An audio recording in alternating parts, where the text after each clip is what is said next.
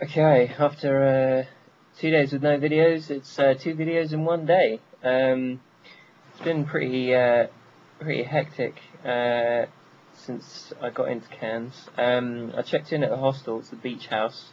It's a bit of a dump, but it's all right. Absolute moron on reception. I think she meant well, but she was just a bit of an idiot. None of my tour vouchers or anything are there, so for my cruise and snorkeling and all the rest of it, and the Great Barrier Reef and that kind of thing.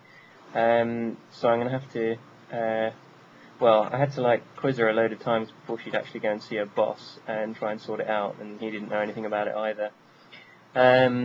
So eventually I checked on the internet, and I went into town. I thought, I'll see if I can find out where the bus leaves and all the rest of it. And went into this didgeridoo shop just randomly, and was talking to this woman, and she said, "Oh, you can use my phone." And I was like, "Oh, great, okay." So I called up for the trip that was supposed to leave tomorrow morning, and it turns out it was cancelled. And they called my hostel to let the girl on reception know, and she was supposed to have told me. She hadn't. She didn't even know anything about it. Moron. Yeah, sorry. Yeah,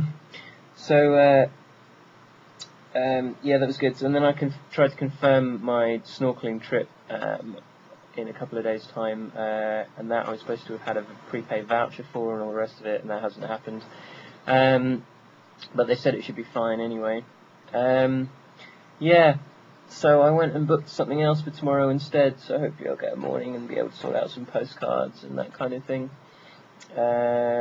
And then I'm doing an evening rainforest tour thing, check out some possums and whatnot in the spotlights, and some nice walks and all the rest of it. I found out some cool stuff about didgeridoos actually. Like the majority ones that you get in Europe and wherever are all sort of made in China, and they're sort of manufactured, but a real didgeridoo, it's got to be made of eucalyptus, and they're made by termites. Like the termites eat the inside of the eucalyptus tree, and they burrow through, but because if they burrow to the outside of the tree, they'll get burnt and die. So they just eat the insides, which I think is amazing.